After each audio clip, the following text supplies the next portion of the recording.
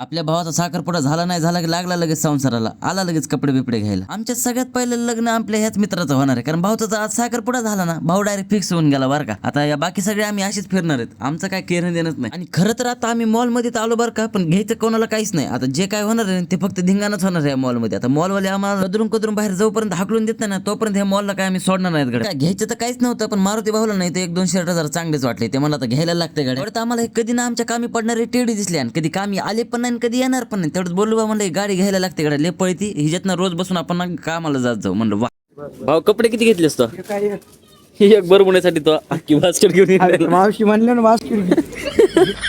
जिथं कुठं अशा आरसा दिसला की आपण येडी चाळी चालू करतो बरं का. मारुती भाऊ मला आता टावेल पण बघून घेऊ, कारण लयच भारी वाटेल एखादी घेऊन टाकत. म्हणलं घेऊन टाक, बोललो म्हणतो हे पण घेऊ करे, अरे घेऊन टाक म्हणलं. आता इथं आलं म्हणलं सगळ्यात आधी बिलिंग वगैरे करू आणि मग आपण आपल्या घरी जातो. ते पण बघा एवढं मोठं बिल दिलं ह्यांनी आम्हाला ना, आमच्या वस्तू बघा 1, 2 आणि 3, फक्त एवढ्या 3 गोष्टीसाठी ना ह्यांनी आम्हाला एवढं मोठं लांबलंच बिल देऊन टाकलं की हे बिल बघून आम्ही घाबरलो. पण त्याची किंमत बघितलं मग बरं वाटलं. जर खरेदी वगैरे सगळी झाली, आता म्हणलं आता घरी जायलाच लागतं, पण त्याच्या आधी म्हणलं थोडेफार पॉपकॉर्न घेऊन टाकू, पण इथं पण संपले होते. मग जाऊ द्या, आता आम्ही जातो घरी. तुम्ही पण ना मला एकदा फॉलो करून घ्या. आणि हा आजचा व्लॉग कसा वाटला नक्की सांगा. थोडा लेट झाला पण थेट झाला.